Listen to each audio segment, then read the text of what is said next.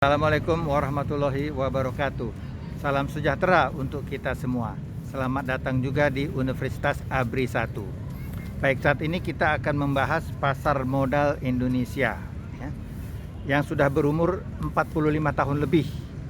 Karena itu kita lihat fakta apa yang ada setelah 45 tahun usia dari pasar modal Indonesia ini ya. Pertama, per Desember yang lalu jumlah emiten ya itu adalah sekitar 825-an emiten. Sedangkan jumlah investor itu sekitar 10,3 juta per Desember yang lalu.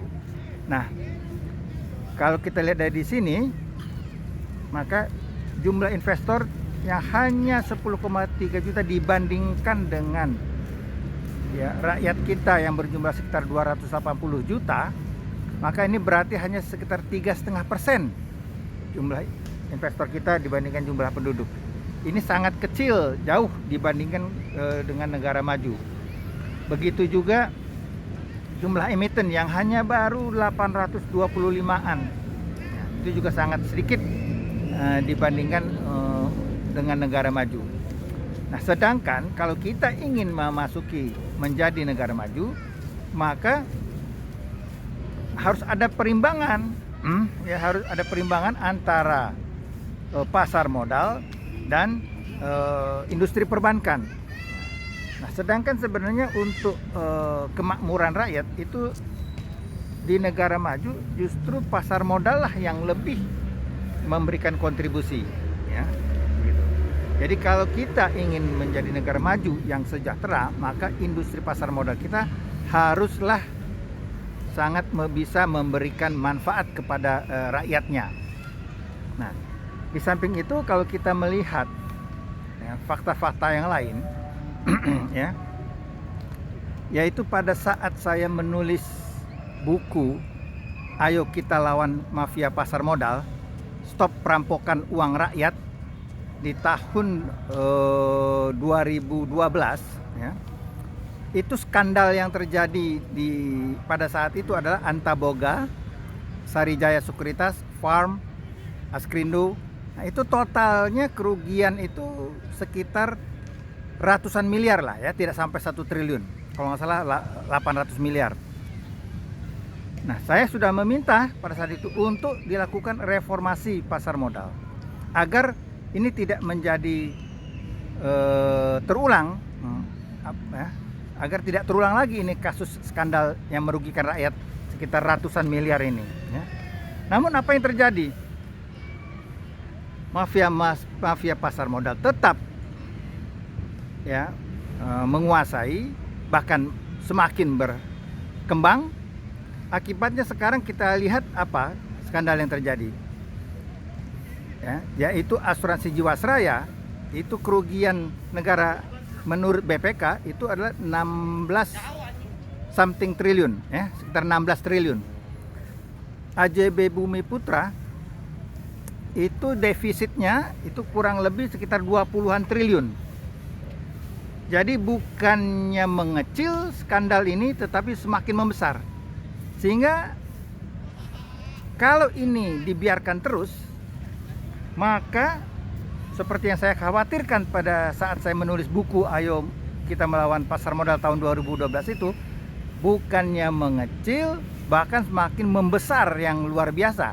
Dari kurang 1 triliun menjadi 16 triliun, bahkan AJB Bumi Putra defisitnya sudah mencapai 20 triliun. Kalau ini tidak dihentikan, maka mungkin kedepannya kerugian rakyat atau negara atau uang pensiun, uang orang-orang para pensiun yang akan dirampok itu akan menjadi 100 triliun. Bayangkan itu kalau kita tidak hentikan. Karena itu satu-satunya jalan, kita harus membuat pasar modal ini ya aman, dapat dipercaya ya, karena pasar modal ini adalah benar-benar industri kepercayaan. Jadi di sini inti utamanya adalah integritas. Nah, inilah yang terjadi kesalahan kebijakan di pasar modal di masa lalu. ya, kesalahan fatal membuat roadmap pasar modal kita hanya mengandalkan atau mengandalkan modal yang disuruh tingkatkan, tetapi bukan integritas. Nah, padahal seharusnya yang ditingkatkan itu adalah integritas dan lebih diperbesar peran masyarakat. Karena itu kepada capres yang akan bertanding di tahun 2024 ini, saya mengusulkan bahwa kembalikanlah pasar modal ini ke rakyat, ya, sehingga rakyat ini bisa menikmati hasil dari pasar modal tersebut. Contoh di negara maju itu, investor itu masyarakat umum, ibu rumah tangga, dokter gigi, dokter biasa, itu semua mendapatkan manfaat dari pasar modal. Begitu juga perusahaan-perusahaan kecil itu juga mendapatkan manfaat dari pasar modal. Sedangkan sekarang bisa dilihat, walaupun ada namanya development board, tapi itu tidak berjalan. Ada kebijakan untuk UKM tapi tidak berjalan dengan baik, ya. Hanya bisa dihitung dengan jari manfaatnya. Karena itu saya mengusulkan harus segera dilakukan reformasi pasar modal seutuhnya, ya, jangan sepotong-sepotong. Dan tentunya harus dirubah, ya, mindset untuk ke pasar modal itu dengan mengutamakan, dengan mendasarkan kepada modal, ya, tetapi kepada integritas, ya. Karena sudah terbukti yang melakukan kecurangan kejahatan di pasar modal itu adalah perusahaan-perusahaan besar yang memiliki modal besar dan dari orang-orang yang sudah kaya, ya. Nah, karena itu bukan lagi kepada orientasinya kepada modal yang ditingkatkan, dibesar-besarkan, namun integritasnya rapuh sehingga merugikan rakyat, maka harus dirubah kepada berdasarkan integritas yang diutamakan. Jadi bukan modal. Ya, modal uang boleh kecil sepanjang integritasnya kuat, yang dijaga, ya, sehingga kalau melakukan kesalahan harus ditindak tegas. Ya, nah, kalau perusahaan itu kecil, modalnya kecil, untuk menindak tegasnya mudah, menutupnya mudah, sehingga ada efek jera.